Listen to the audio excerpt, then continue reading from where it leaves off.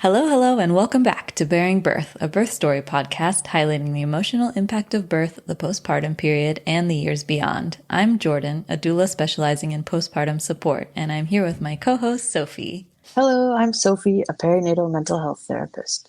In today's episode, we're sharing part 2 of a 2-part series on birth, how a person experiences and prepares in the before, and how they process the after. In the first episode, released 2 days ago, we heard from my neighbor and friend Cailley, who shares how her pregnancy had been going, a bit about her first miscarriage, and how she had been preparing for a home birth.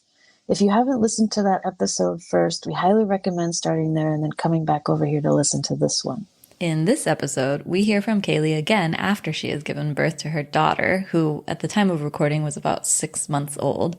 Cailley shares the story of her home birth, which took a 180-degree turn, which we won't spoil for you, so you'll have to listen to find out. It really is quite the whirlwind how the events unfolded and the emotional roller coaster for Cailley and her partner, Ryan. The story has some funny bits too, on like the raw realness of birth, which I loved, including surprises around bodily fluids and a lot of things that many people don't learn about until they're actually in that situation. Yeah, that's right. I really enjoyed those funny moments. As always, we have a few content warnings. This episode includes a labor that lasted a whopping 48 hours, or just over that, some vaginal tearing, risk of infection due to a long period where Cailley's water membranes had ruptured, possibility for transfer of care, and then some real talk about hemorrhoids. Yes. And just a quick note about the end of the episode. This was our first time recording with a guest virtually, and unfortunately we experienced some audio issues while we met with Cailley, which meant that we had to end quite abruptly. But Sophie did get to finish the episode with Cailley on her own in person, but that meant that sadly I wasn't there to help wrap things up.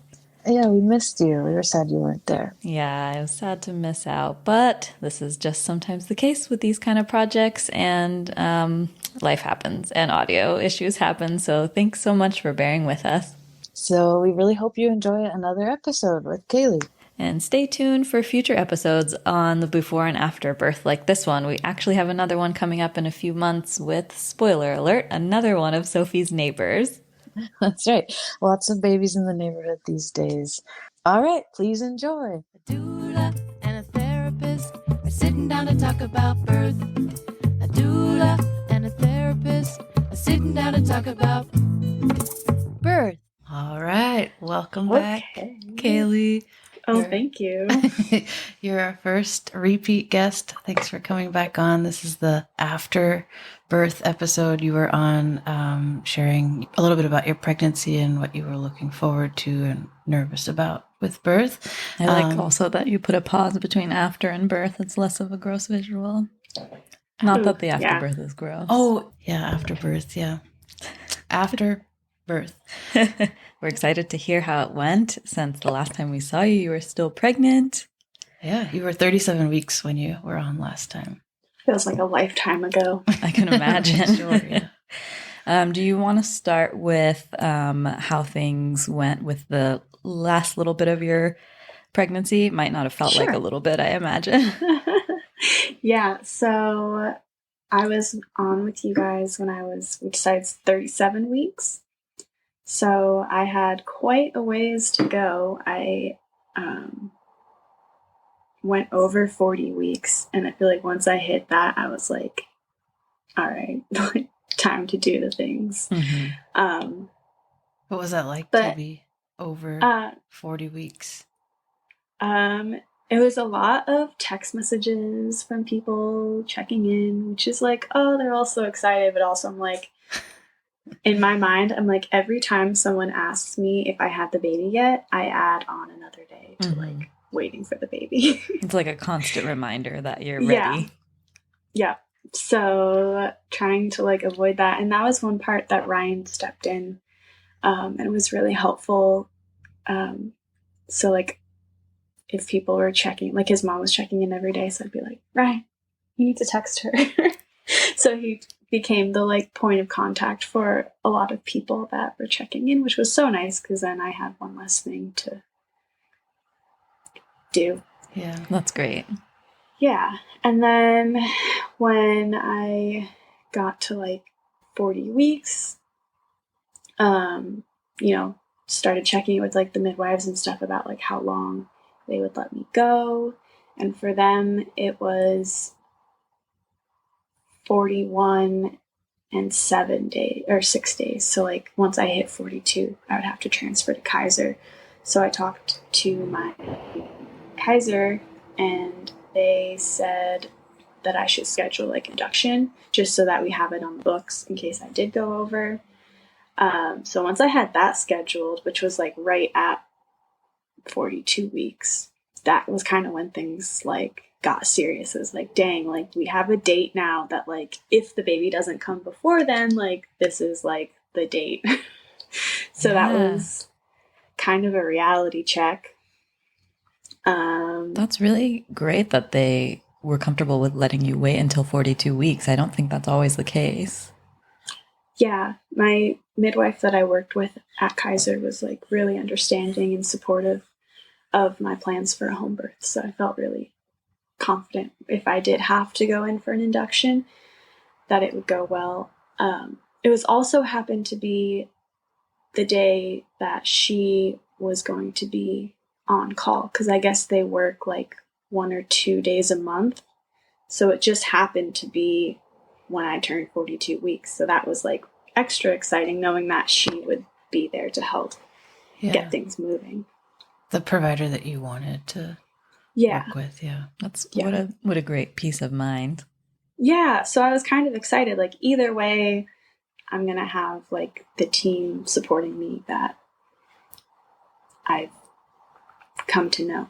Yeah, to feel confident and ready and supported ultimately to go into it. Yeah. So then the last bit of pregnancy went really well. I was still able to walk a lot. I think Sophie, you and I went on a walk like a few days before she was born. I remember we'd go on these walks and like, all right, maybe I won't see you for a couple of weeks. Good luck there. Yeah, I think we had that same conversation like for 4 or 5 weeks. times. Yeah. Yeah. Did you guys have any more things you wanted me to touch on as far as the end of pregnancy, or can I hop into? Did you start doing anything other than walking to help get things moving? I was on my yoga ball all the time, just bouncing. I was using the breast pump a little bit, but I wasn't really like collecting colostrum. Like nothing was really coming out. And what was raspberry leaf tea and dates. Nice. Those were like my 4 things that I was doing. Yeah. What was that like for you to express colostrum for the first time? It was weird because like first, like that's just a weird thing. A breast pump is very strange. For people who have never used one before, it's kind of weird, especially when like nothing's really coming out. And then there was also like a stress level of like, oh gosh, like, you know, you hear about people who like collect like a freezer full of colostrum and I'm getting like drops maybe. So I think there was a little bit of like concern that like maybe I wouldn't be able to like produce, but you know, push that can down the road. Don't need to worry about it now. And drops are great. Yeah. And you know, I brought it up to my midwives and they were like, you don't know until like we get to that point. So I guess I'll get into... I was just going to ask, what was the hardest thing about like the last 2 weeks of being pregnant? I'm sure, like, did you feel uncomfortable? Waiting. Yeah. I felt pretty comfortable. I didn't really have, like, I had like a little bit of like lower back pain, but like not that much. I think it was just like not knowing when she was going to come. And I like am a planner. I like to have like a timeline of things. So even having like the induction date was like, well, she could come earlier. I think we all have that in common. Yeah. And then my husband was all like every day he'd like do his timesheet just so that he made sure that he was like ready in case like the baby came that night and he didn't want to go on and do it. Oh. So just all the little, just waiting, the anticipation. Yeah. Which now I'm like, oh my gosh, should have enjoyed it. We'll get there. What the postpartum period is like. So then when did you actually end up going into labor? And Okay, so it was, I think it was a Sunday. We went on a walk to get some pizza for dinner. Went to Sonny's. So that's like quite a walk. It's like about a mile to get there. So we walked all that way, got the pizza. And then on our way back, there was like a rainbow in the sky. And I was like, oh, like, look at the rainbow. Like for our little rainbow baby, like maybe she's going to come today. Walk home and get our pizza and eat and whatever. And things like kind of would ramp up in the evening a little bit. Like I'd have more Braxton Hicks, but then by the morning they would like fizzle out. So like I think that night things were like oh maybe. Weren't fully ready to believe it But yet. not really. So that night we saw the rainbow, and then I had this dream that I was a surrogate and I was carrying twins for someone, but I was only carrying one of the twins and my grandmother was carrying the other. whoa. Yeah. And then I guess like my grandma went into labor, but I hadn't. So then everyone was like, oh, like, are you going to have your baby? I'm just like, I don't know. Stop asking me that. Aren't twins supposed to be born at the same time? Hurry up. Yeah, you would think so. So then I wake up from that crazy dream and I'm like, oh gosh, I like peed myself, which I had not done at all throughout my pregnancy. But I was like, dang, I'm like hit that point of pregnancy where I'm peeing myself. Uh-huh. And then I like stand up to go to the bathroom and I'm like, oh no, my water broke. Uh-huh. Just like a big old gush. Wow. Really gross. Yeah. And it didn't just like, it was not like in the movies where it's just like, and then it's done. It was like every step was like gush, gush, gush. And I'm just like, oh God. Wow. Yeah, it was, and it's just like warm and gross. So this was at like 3:30 in the morning. So we're, getting all excited. Like, oh boy, like it's gonna happen. And in the morning, we call the midwives and we're like, hey, like my water broke. Not really having much contractions and stuff. Like just figured we should let you know. So they come over and they let me know that since my water broke, and I was GBS negative, so there wasn't any concern about like that, because if I'd been positive, I'd have to have like antibiotics probably. So she's like, okay, like since your water broke, we only will do 3 cervix checks so that the risk of infection is the lowest that's possible. So they're like, do you want to use one of your checks now? And I was like, hell yeah, I want to use one of my checks now. You're like, let's go. I'm ready. I'm like, let's go. Yeah, so she checks me. And at my last appointment, she was going to do a sweep, but I was only 1 centimeter. So she couldn't. So this time I was like, all right, like I'm going to be like so dilated. And she's like, ooh, sorry. She's like, do you want to know? And I'm like, yeah, I want to know. She's like, you're like 1.5, but like so much thinner than last time. So I was feeling good about that, but also very discouraged because now I'm on like a clock and like if I'm not dilating, like what happens next? So they they suggested that I do a lot of like yoga ball, trying to get like the cervix dilating, and that they would call every 4 hours to have me check my temperature, and Ryan would use the Doppler to find the baby's heartbeat just so we could look for signs of infection. And if there was any infection, then we'd have to go transfer to the hospital. So that whole day... Oh, sorry, I just wanted to ask, so they weren't planning to stay with you yet at this time? No, because I wasn't really having any contractions. 1.5 centimeters. They're like, you're going to take your time. It's been a while since I've heard a birth story where the water breaking is the start of it. I know. Like it is in the movies. Yeah. Yeah.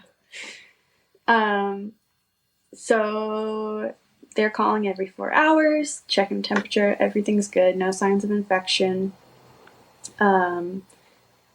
And they ramped up again that night. The contractions? Yeah, the contractions ramped up that night, but still not to the point where we would call them. They said to call them when I got to like, contractions were 5 minutes apart, lasting a minute for an hour, so like 511. So by the so your water broke around 3:30, and then that whole day, in the evening, that whole next day. So that was like, that's what, like 20 hours now that you're laboring? Okay. Yeah. Yeah. So they ramped up that night, and we're like, okay, great. But they never got to the like 5 minutes apart. Like they were all just like so sporadic, which is exhausting because like they were ramping up and getting like uncomfortable, but still like not hitting that point. Yeah. What were you doing to pass the time? Were you resting? Were you eating? Oh, just, scrolling through my phone, trying to figure out like how to get the baby going. All the things that they tell you not to do, I was doing it. So the next morning, the midwives came by to check on me in person. And everything was still good. No signs of infection or anything. Yeah, so at that point, they said that I should start castor oil. And they dropped off some herbs. And I was supposed to take it like, oh gosh, it was a 1/4 cup of castor oil. Wow. Yeah, so much castor oil. Did you and then have it by itself? No, they told me to mix it into like a smoothie or like something, but to make sure that it was something that I didn't love, so I would be okay if I never wanted to eat it again. Wow. So we just went, so we just went to CVS and got like a one of those naked smoothies and just stirred it in. Oh, and they added some peanut butter. And I found that like after I drank it, it wasn't that bad, but it just coats your mouth with oil. It's so gross. So then I just took like a spoonful of peanut butter, and that helped a lot. So it wasn't too bad. And then I had like different herbs that I took every 15 minutes. And I also used the breast pump. So it was like, take the castor oil, and then in 15 minutes, I took an herb, and then in 15 minutes, I took a different herb. And then 15 minutes after that, I took this gross, like, I forget if it was cottonwood drops. And those were the worst part of the whole thing. You, like, drop it in some water and drink it. And also, like, bouncing on the yoga ball and, like, using the breast pump. Yeah. And then, I get through that whole cycle. It's like a 2-hour cycle. And then I call them, and I'm like, things are, like, starting to ramp up. Like, do I need to do the second round? And they were like, yeah, you kind of gotta do the second round. Like, that's where it really starts to, like, work its magic. I was like, okay. So another round of 2 hours? Another 1/4 cup of castor oil. And herbs. And then they were like, talking about the breast pump. And I was like, yeah, like, And they're like, no, you got to like ramp it up to like a 10. Oh. It's like, okay. So really pumping. Wow, that hurts at first. Yeah, If you're at yeah. the They're level like, 10. it might, but this is all we've got. Like, if this doesn't work, we're going to have you transferred because we've done everything that we can do and your water's broken. So, well, that'll motivate you. Yeah. You're So it's like, all determined. right, like, got to do what I got to do. Yeah. Yeah. And the whole time they're still checking in every 4 hours. So that point, things finally ramped up that evening. So my water had almost been broken for like 40 hours by that point. Wow. How Right? long after your second round of all the things The concoction. did things ramp up? Concoction. It ramped up quite quickly, and I finally got things going. I think by like 10 o'clock was kind of where it was like, okay, like we might actually like get to have this baby at home. So Ryan was able to sleep. I was kind of able to. I mean, so by that point, also, like, I was like, the castor oil was working. So, like, let's get into the TMI. There was a lot of things happening. Like in the digestive system. Yes, yes. I did not throw up, but it just all came out. Oh no. Yeah. So I was just like back and forth, like the bathroom and like then trying to rest, but also like wanting to be in the yoga ball so that things get going. So Ryan was able to sleep and I like tried to, but like at that point they were coming like every like 10 minutes or so. And it was kind of like to the point that they were intense that I needed to like brace myself. So it was like, okay, like, oh, here it comes. Like, let's like get ready. And if I wasn't in a good position when it came, it was just like that much harder. So a lot of like leaning on the table or like hands and knees, that kind of stuff. Ryan was trying to do like some compressions and stuff, but they weren't unbearable. So then finally at 2 a.m., I get to the 5 minutes apart, lasting a minute-ish for an hour. And the midwives came to check me, and I was only 3 centimeters. And that was the point that I was like, dang, my body is like kind of failing me. Like, this sucks. Because if my water hadn't broken, everything would have been fine. So, that's when like the frank conversation happens of like it's up to you how you guys feel comfort wise, but like in the morning, like our advice is to transfer to the hospital, which I was okay with because obviously like I want the baby to be safe, and if things aren't going to happen, then it would just kind of be foolish to stay home. It's like I wonder if there was any part of you that was like, oh man, like I really wanted this to go a certain way, which we'll get to. But like in that moment where you feel discouraged or defeated and kind of having to switch plans or gearing up to switch plans, was that,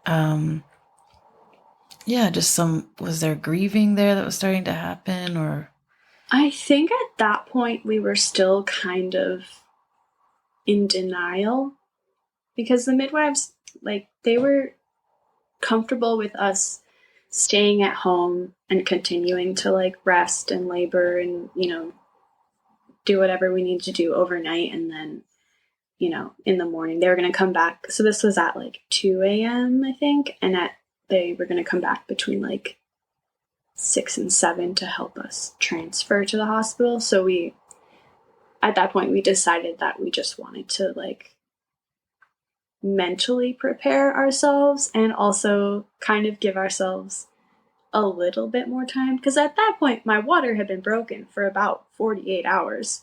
Like, if I show up to Kaiser, they're not going to care if it's been broken for, like, 48 hours or, like, 50, however many hours. So I was like, you know what? Like, there's no signs of infection. Like, let's just stay. Mm-hmm. So they're fine with that. They agree to come back in the morning. And their last bit of advice was like, if you like are like, your best bet is just like really like walk around. Like, the baby's head is like, I can, it's right there. It's pushing. It's where it needs to be. Like, just pushing on the cervix is like the best thing that can happen. So I'm like walking around, and that's the point where I'm like tired. So I'm like, Ryan's sleeping in the bedroom, of course, because men can sleep through anything. And I'm like in the living room trying to sleep, but also like, I want to like do the things so that I have no regrets about if we did have to go to the hospital. And then at like 3 a.m., things kind of like shifted. So they got a lot more, contractions got a lot more painful, and it felt like my body was like trying to like push out the last of the castor oil. So I just kept going between like the bathroom and the bed, and like at that point I was like, I didn't have to like moan through them, but I was definitely like getting more vocal. And Ryan was like trying to do hip squeezes and massage. And like he has like, we were big on the Bradley method. So he's like flipping through his book, trying to figure out like what stage I'm at and like what they recommend. He's got like cool compresses for my head. And I'm just like, this is cool, but like it really hurts. Yeah. What a great partner though. Yeah, he was really excited to like be able to support me. And so then I'm like, I don't want to call the midwives because they were just here like 2 hours ago and I was only 3 centimeters. And if I call them now, they're just going to be like, okay, like, we're just going to get this first time mom. Like, we're just going to get her to the hospital. Like, this is too much for her. And I don't think that's necessarily true, but that's just what I kept telling myself because it's like, all right, like, we've exhausted all of our options. So I call my friend who works at a birth center, and when I call her, like, I'm totally able to like still have a conversation. There was one point that I was like, okay, like, hold on, and I like had a contraction, and I come right back, and I'm like, okay, so blah blah blah, and she's like, your contractions, like, they're not lasting that long. They're still pretty spaced out. Like, I don't think that you're like at the pushing stage. I think you just need to like relax and like, like you're moaning really high, like try and like moan lower. Mm-hmm. Relax, like maybe massage your face. So we're trying all those things and nothing's working. And then finally I'm just like, okay, like I'm just gonna try to get some rest. So I'm like, at that point I'm just like back and forth to the bathroom because I'm trying to like get whatever needs to come out. Like nothing's coming out except for my hemorrhoids. Oh no. And that was like one of my biggest fears because I just kept having this like pushing, like my body was like pushing, and I'm like, oh my gosh, like all I'm doing is I'm like 5 centimeters and I'm like pushing my hemorrhoids out, and like somehow like they're gonna like get huge and they're gonna burst, and then I'm gonna like be in a whole different mess. Mm-hmm. So by that point, like they're just getting really painful. I feel like my hemorrhoids are gonna explode. And I'm like, Ryan, it's 5:45. Like, I'm like done. Like, I just want to go to the hospital. Like, I accept that this is gonna be what it's gonna be. Like, I'm ready to have, like, I didn't even want an epidural. I just wanted the gas. Mm-hmm. That was all I wanted, just to take the edge off of them. And Ryan kept like not not calling. He had like this rule that I had to ask 3 times before he would take me seriously. Did you establish that before? We established that like way before, so I had forgotten. So I'm just like, why the heck isn't he calling the midwives? Like this is really painful. Why isn't he taking me seriously? Mm-hmm. I haven't heard that rule. I like that though, especially if you're the type of person who would feel supported by that, because I think I would. Yeah, some people come up with a safe word that they use only if they really want to go. But yeah, then our birth course talked about it for like if you wanted like the epidural, you have to ask for the epidural 3 times. Mm-hmm. So I guess he just kind of adapted it for our situation. So at that point, he calls the midwife at 5:45. And when he calls the midwife, he does not have a sense of urgency in his voice. He's just kind of like, hey, Cailley's really tired. We're ready to transfer. And I'm like, no, dude, like you forgot to tell them about the fact that my hemorrhoids are about to burst. Finally, the midwife shows up and it's like, I think it's like 20 minutes later. So it's just about like 6:15. So it took her a little while to get to us. And I love our midwives, but I can just remember when she walks in, she has a paper coffee cup in her hand, which in my state is like, dang, like she went and got coffee before she came to help me and my exploding hemorrhoids. Yeah. The audacity. Yeah, which like, you know, if you had heard Ryan's message, like it sounded like I was just tired. And that's a long day to like help someone transfer and then go help clients all day. So like totally understanding. But I'm just like, come on. Yeah. So she gets there and she listens to me have a contraction and she's like, yeah, like let's give you a check to see where you're at. Because when we get to the hospital, they are going to want to like know how dilated you are. Oh, and right after Ryan called the midwife, he ran around and started packing the birth bag because we did not pack a hospital bag. So he's like throwing clothes and whatever he thinks is important in this bag, and I'm just like doing my thing. And I think that's kind of when it hit us that the home birth wasn't gonna happen because like I was ready. So I think Ryan, like when he was packing the bag, he just like went off to take a minute to himself just to like cry and like process things. Cause I think he felt a lot that like he also failed because, you know, none of the things that he was doing was like helping. So we were just like at our lowest of lows at that point. So midwife shows up and she's like, let's give you a check to see where you're at so that when we get to the hospital, Kaiser knows where you're at. So I get on the bed and at that point, like just moving like from the bedroom to the bathroom was like so painful.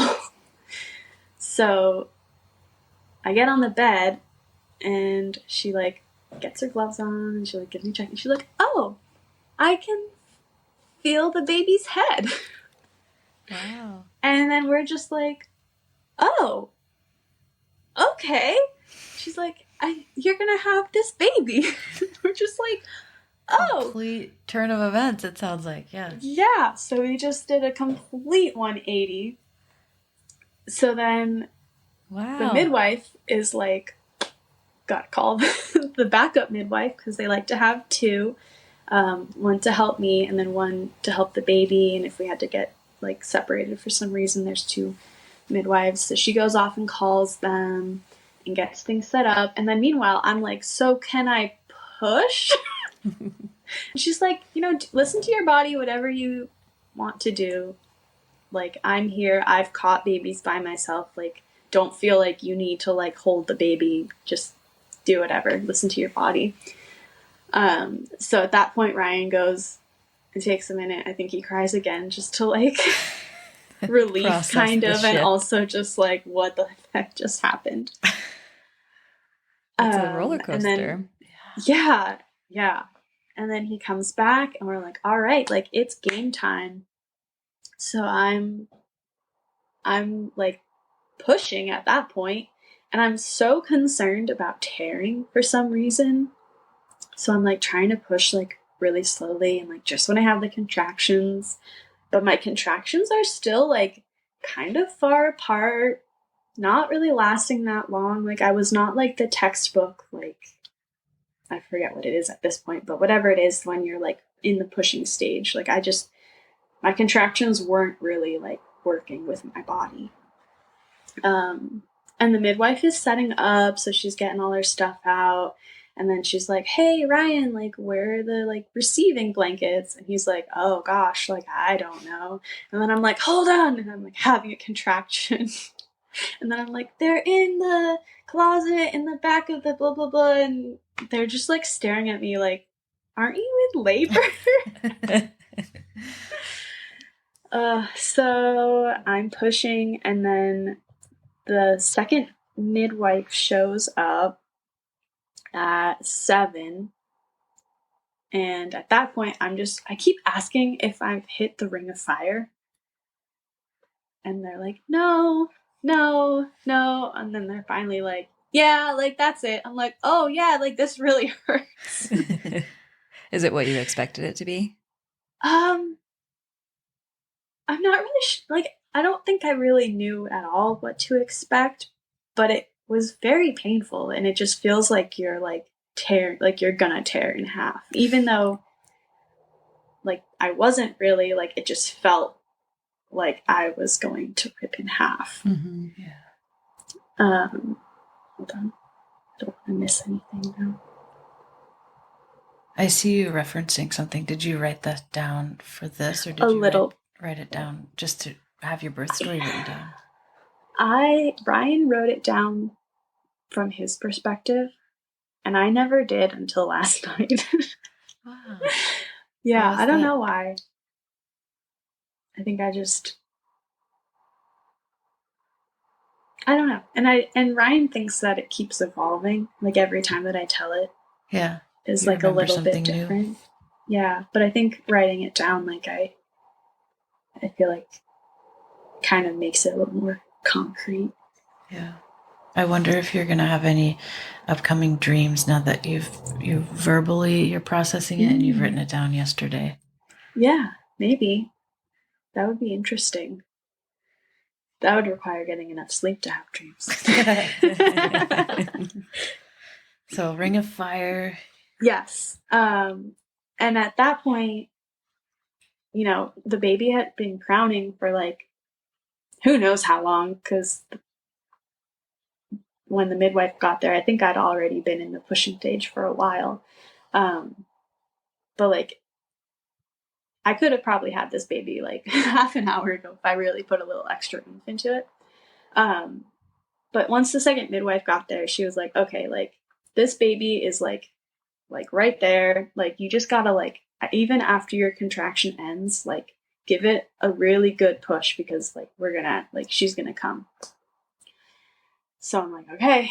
So I'm like, you know, pushing really hard, which is really hard because like you're tired, you don't really know what you're doing, and you feel like you're about to rip in half. You can't really like there was a mirror, but like you can't really see, so you're just kind of like blindly trusting that like this baby is coming out. And it was so strange because they talk about like the cardinal movements, I think they're called, that the baby does as they're like making their way out, and I could feel her, what I assume was doing those movements, which was really wild, but also like kind of reassuring that like she was like making her way out, doing her part of the labor. Wow. So at that point, Ryan's like down there ready to catch the baby. That was one of his things he was like kind of worried about, but then in the moment he was like, this is like so cool. So he's like ready to catch the baby. and then she's like coming out, and it's like her head, and then like her shoulders, and then like just like the whole baby just like slides out. And then talk about afterbirth, all of the like rest of the liquids just comes gushing out. And we like, for some reason, no one really like talked to us about that. And I always had planned to like watch labor videos to like see them, but like, you know, things that you don't do in pregnancy that you want to do, that was one of them. Yeah, it's just like a gross gush of stuff that we were not expecting. So Ryan's just like he kind of caught the baby, and then is covered in this lovely gush of all the afterbirth. And then they ask me if I want, because I've been on hands and knees the whole time. So then she's like there, like under my stomach, kind of like back a little bit. And they asked if I wanted her, and I was like, I like need a minute. Like, I'm not ready to hold this baby right now. So they helped me like flip back over onto my back to be more comfortable.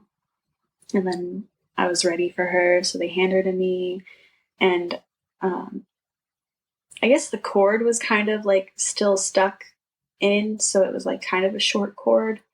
So it's kind of like an awkward, like, you thing can't really to hold. Yeah, you can't really like, yeah. And like, you know, I'd never held like a freshly born newborn. Like, she's so like tiny and like kind of covered in gross stuff.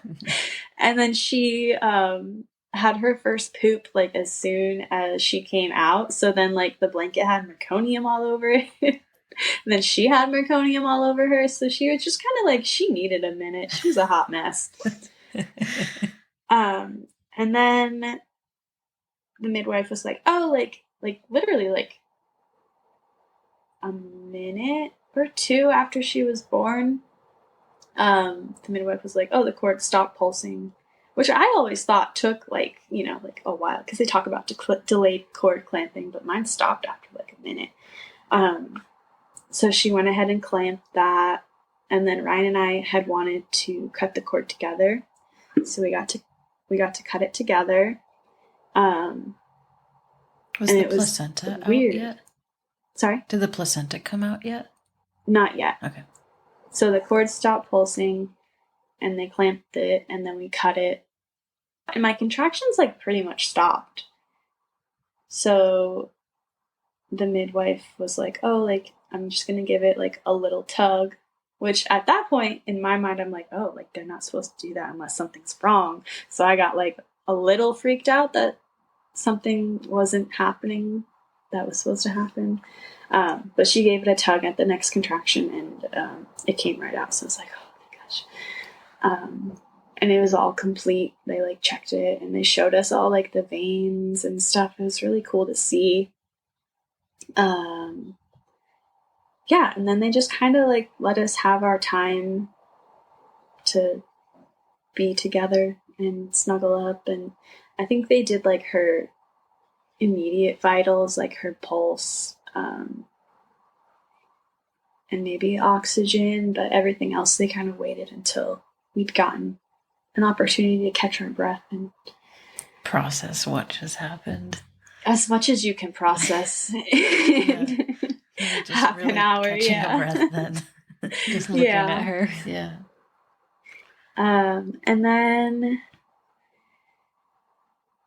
once we were ready, they just kind of did all the like newborn procedures and stuff with her, and did their paperwork and stuff that they had to do. Oh, and they asked me like if I wanted a snack, which at that point I was like, yeah, I'm starving, but like I don't know. They're like, what would you like? I'm like, I don't know. Anything. Whatever will replenish me doing the hardest thing I've ever done. Yeah. So they just gave me like a little honey stick to have like a little something to get my blood sugar up. Did you end up tearing at all? Like you felt like you were tearing? Did I had like a little tiny superficial tear, but it didn't need any stitching or anything. Yeah. Which I think was just because I spent a good long time, nice and slow. Yeah. But she had a very coned little head for the first like day, just I think because she was in there for so long. Oh, and then, you know, after the midwives left is like the weirdest feeling because it's like, oh man, now I'm like alone. So we all just like took a nap, and then I woke up and there was like a little rainbow just like right next to like where the baby was sleeping. And like I'd never seen a rainbow like come through our bedroom. Like it was just like a one-off thing, and I haven't seen it since. Wow. It was just a funny little thing. The journey started and ended with a rainbow. That's amazing. Yeah, I know. It was a nice little emotional touch. Yeah. Do you feel like you were able to just like crash after that, after not actually getting real rest for so many days? Yeah, that first nap was so good. Yeah, and we had decided like not to like announce to our family that she had been born until we woke up from that first nap. And it was, I'm so glad that we did, because I feel like I was able to like really like just like rest and not be like having my phone exploding and trying to like send pictures. Experience it for yourselves first. Yeah. It was perfect. Oh, that's so nice.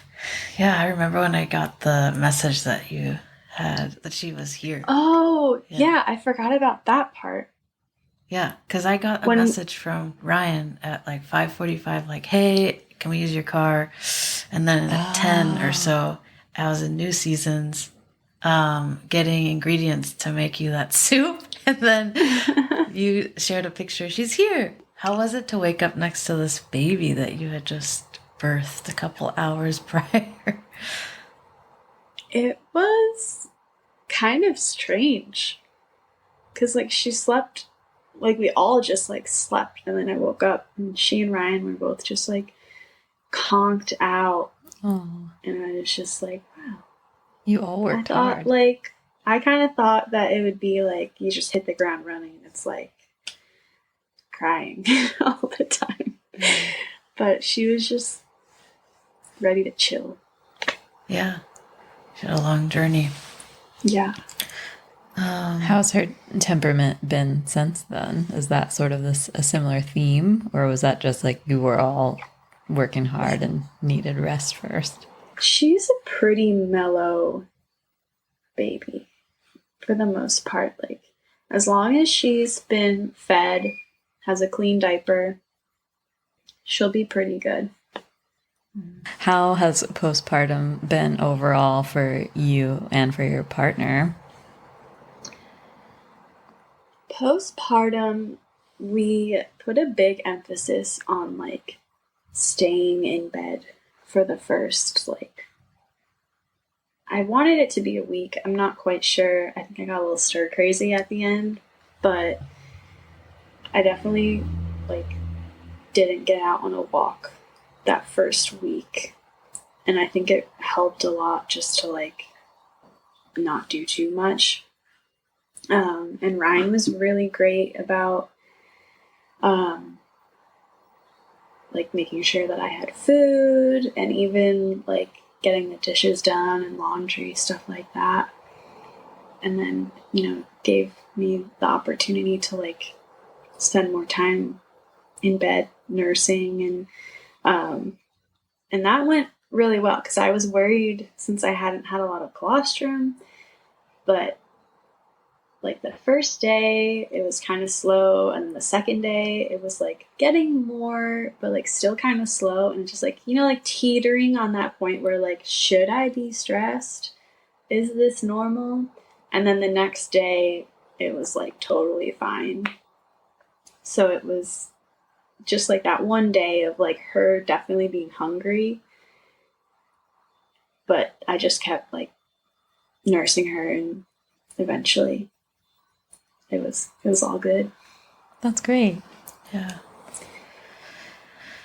I have like so many other questions, but like what it was like breastfeeding for the first time, and then just these like little parts of processing, like how what was it like to trust your body and like intellectually feel nervous about like it's not enough milk is coming, but then just trusting your body and the time and that it will all kind of figure itself out, and Atlas has to learn. And yeah, what was that like to ride the wave of just all these different things happening in your body?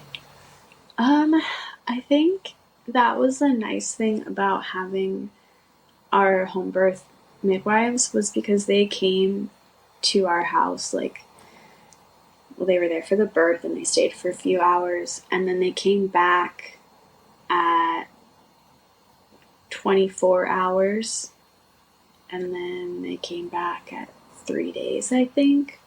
So they were able to check in a lot and make sure that things were like not completely off track. And then when they came back at 24 hours, they had given me information on lactation consultants, just in case like it was stressing me out, or like it didn't feel like it was working. So I felt like I had resources that I could turn to. Mm-hmm. But I never fully hit that point where I was like, this isn't working. And then it like came in, my milk came in. So yeah, it was all good. It sounds like a similar theme to, scheduling your induction and knowing that your midwife would be able to be there for you if you did need to go to the hospital. Like it seems like your midwife team did a good job of being like, just in case you reach this point, here's this information. And that provided some peace of mind for you in this instance also. And that's nice. Yeah. I feel like that's the type of support that I can really get behind, because you might not need it, but like knowing that it's there can help ease the stress of, all the different aspects of postpartum or anything surrounding birth. Yeah, just knowing that there's somewhere to go if you need help versus just questioning things as you go. And yeah. Because there's a lot of things that you don't expect that like pop up. Like for us, we were really thrown off guard by like how gross it is when the umbilical cord stump falls off. Yeah, how smelly it is. I don't think ours was very smelly, but there was like, just like a little bit of blood and like kind of crusty. Yeah. And it was like, what point is this like not normal? Like people don't talk about that. Mm-hmm. Yeah. I've been really enjoying the way that you're telling your story, because it reminds me that each person we have on this podcast tells their story a little bit differently. And I feel like your perspective seemed a little bit different to me in some ways. Maybe it's like the detail about really what you were experiencing through every little part of your birth. And I think, like we always say, there's no wrong way to tell your story, but I don't know, something about the way you told your story I really liked, even like getting into the nitty gritty of everything. So thank you for going into so much detail with us, because that's part of what we want when people are telling their stories, is to hear all the things people don't normally talk about, because that's what I would want to hear if I was preparing for birth. Yeah. So thanks. I'm happy to expose my hemorrhoids to the world.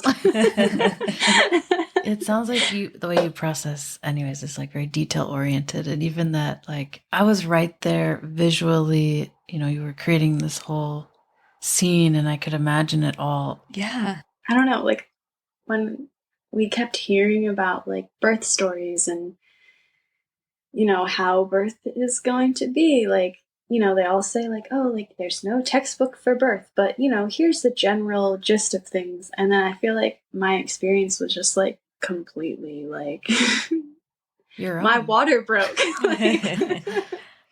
Like just right off the bat, it was just not a textbook birth. Mm-hmm. So I think, it kind of made us have to kind of just roll with it Mm-hmm. Yeah. Have you been able to process a bit more after the fact the fact that you had to be like, okay, we're going to the hospital. Oh, we're not. We're going to have this baby at home like we initially intended. Have you talked through that or processed it more since then, or is just telling the story now sort of the first time you're thinking back on that? Well, Ryan and I really talked a lot about the birth, more so in like the immediate postpartum, just because it was just like crazy. Like, Mm-hmm. I mean, we just like, we had a home birth. So, like, just that in itself is like crazy. And then, we'd just be like, man, like, remember like this little tiny thing? And then, like, it was interesting to hear like my perspective of it versus like his perspective Mm-hmm. of it. Like, I think it'd be cool if you guys had Ryan on to hear We'd love him to tell the birth story, because Yeah, there's not really a absolutely. lot of like guys that like are as like hands-on as I think Ryan was. And I think for him it was hard to like find resources. And I think that's why he gravitated towards the Bradley method so much, because it was very like they call it like husband-led coaching. And I would be curious to hear what he has to say. Yeah, we've been planning to have partners on at some point. We haven't done it yet, but we're Yeah. excited to, because it's definitely a whole other perspective. Yeah. Mm-hmm. Like it's kind of put into the background, but he's an active person in the birth and has his own emotional processing happening. Like I like how you referenced that he went off to have a moment to himself, and you were aware of that and probably talked about it afterwards, like what that was like for him and for you to watch him do that. And yeah. Yeah. I know that you were planning a home birth from the beginning. How does it feel that you were able to do that, like with your body? Like, I know that you spoke about how it was very hard and you got very tired, but do you feel this empowerment after the fact that you were able to accomplish what you intended? Because obviously there's no way to prepare for that and know what your body can handle, but it sounded like you trusted your body from the beginning. So I'm just wondering how you feel after the fact. I feel like I have peaked. Like, that's like probably like the peak of like my physical endurance. And now I'm just like, dang, like, how do I like chase that high? How to top that?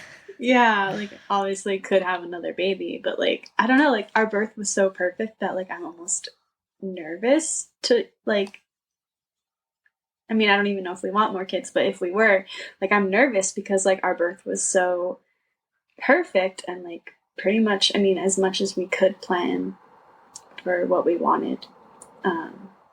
We got a lot of what we hoped for, but then how do I manage my expectations for the next one? And also, I think part of the reason that things went so well was because I was able to like make myself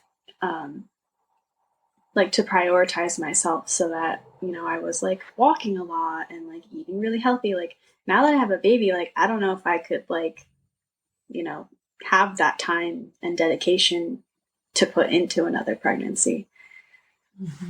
Yeah. You had called your friend who works at a birthing center in this moment of, I don't know what to do and I need something. Like, what were you looking for in that moment? And what was your friend able to provide you in that moment that this birthing team wasn't able to? Because she's in a different state, right? And you called her up in the middle of the night and obviously you needed something. What was that? I think I was just looking for reassurance that it was like what I was experiencing was like within the range of like normal. And I feel like part of me was hoping that she was going to tell me that, like, oh, like, you're pushing. But then, like, And I think I was, but I just wasn't expressing myself in a way that like an outsider person would think that I was. Because then when I talked to her later on, and it was like clearly like when I was calling her, like my body was like at least the starting phase of like pushing. So it was interesting too to like hear her perspective of like, yeah, like I'm surprised I didn't recognize it, but it's like any other person like probably wasn't in the pushing stage because it was still like so far apart and like I was talking. Do you think that the urge you were feeling to continue to try to go to the bathroom was the urge to push? Yeah, no. Yeah. I was pushing. Yeah. That's so interesting. And then it makes me wonder also, like, you saying, okay, I'm tired, we need to go to the hospital. Like, maybe that was the transition where everybody's like, oh, I can't do this anymore. Not everybody, but It's often. a common experience, yeah. That's the point when people are like, oh, I'm done, I can't do this anymore. And then it's like, oh, actually, that's when you don't have to wait that much longer because you're almost your there. body's ready. Yeah. Yeah, I think like one of the first times that I asked Ryan to call the midwife, like I think that was the point that I hit that like, you know, like transition. So what was it like to the sensation of pushing? It was kind of, I compared it afterwards to throwing up out of your vagina. Oh, that makes sense. Yeah. Okay, so we have 2 final questions to wrap up. The first one is, now that you've given birth, what advice would you give somebody who is about to give birth, planning on giving birth? Yeah, based on your experience. My advice is to find care providers that you trust and that are willing to work with your vision of what you hope to happen. Yeah. That way when things don't go quite as you expect them to be, you have built up a relationship and you trust that they are, you know, listening to what you want and trying to work with you to find the best solution that will help get you through and end up with a happy, healthy baby. Yeah, I know that was really important to you, like, because you were with Kaiser and you had the home birth team, and to develop like a good trusting relationship with both, even if one of those teams you wouldn't end up using. I think that's really great advice, that like you had the foresight to know, like, depending on how this goes, I'm gonna try to have a good relationship with these 2 groups of people, and then they have your back. Yeah, and I think because we were originally with a different team that would help us with our home birth, but we didn't really feel the connection with them. So, you know, it was a big discussion, like transferring to another home birth midwife. You know, and kind of that anxiety of like, well, is this just like how it is? Like, we're just not gonna feel. How do you know? Yeah, exactly. And it's a lot of money to like put down. And, but after our first meeting with our new midwives, we were sold and so happy. And from then on, everything was great. Yeah. Could you speak to that a little bit? Like how you had that conversation with that first team that you chose and letting them know we're going to go with somebody else? Oh, I didn't. Oh, what did you do? Did you ghost them? I kind of did. I mean, it's easy to do that, right? Yeah. Because then you don't have to have that well, conversation. I just dealt with the receptionist because she, not the receptionist, whatever, the front desk person. Yeah. And then it's one of those things, well, do I owe them an explanation? Or like, should I tell them that we didn't feel like emotionally supported? And I was like, I don't have the energy for this. Yeah. Yeah, because you have to focus your energy elsewhere. Yeah. On the new team that you've found. Okay, last question. So you've been a parent now for 6 months and a few days. What is something that makes you laugh or you find funny about this whole parenthood experience? I think some of the funny moments are like when it's my husband and I and we're just like deep in it and something funny, like we just make it funny. like when she was first born, she like pooped meconium 3 times in a diaper change. Just like it just kept coming out, and we just like rolled with it, and it was hilarious. What's the alternative if you don't laugh? Like freak out? Yeah. Yeah. Yeah. It's like, all right, we're in it now. Yeah. Yeah. I don't know. I think just the little moments that you are at home and just things are just mundane, but also like if you don't find joy in it, you're going to lose your mind real quick. Yeah. Yeah. It's true.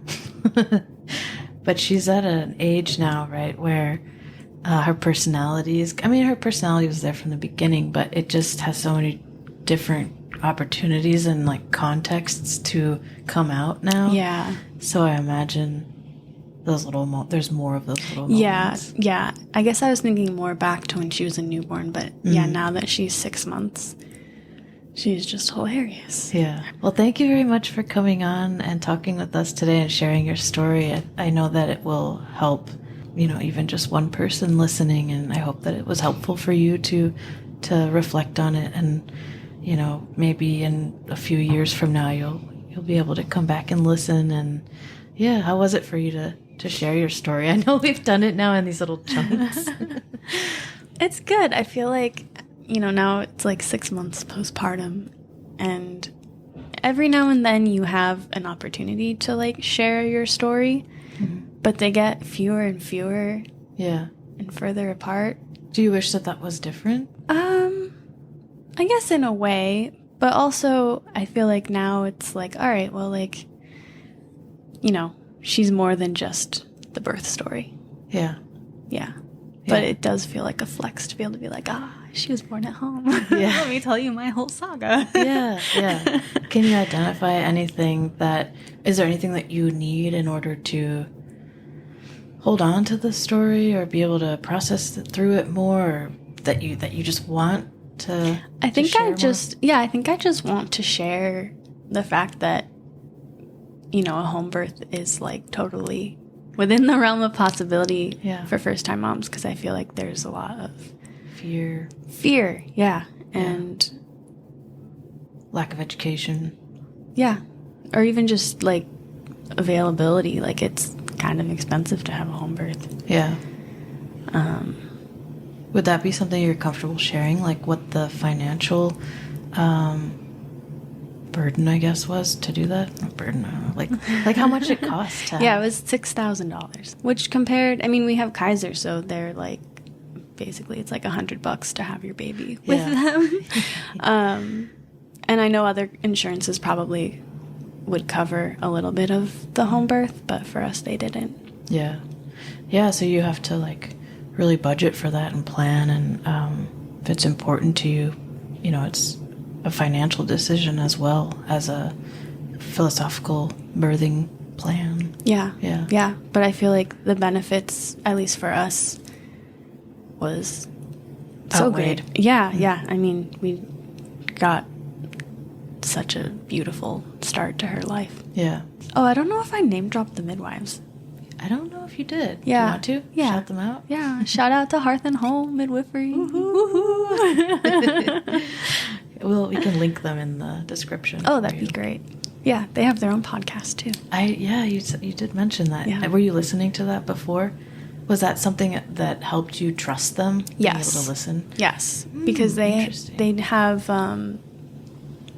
it's like 50-50. They'll do like educational kind of things on different areas of their practice and procedures and stuff, and then they'll have some of their clients come on and interview.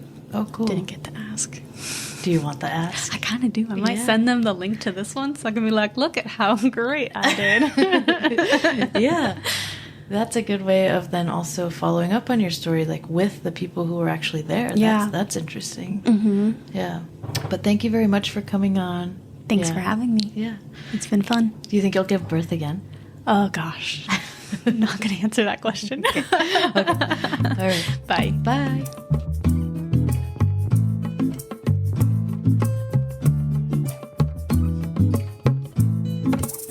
Bearing Birth is available on all major podcast streaming services.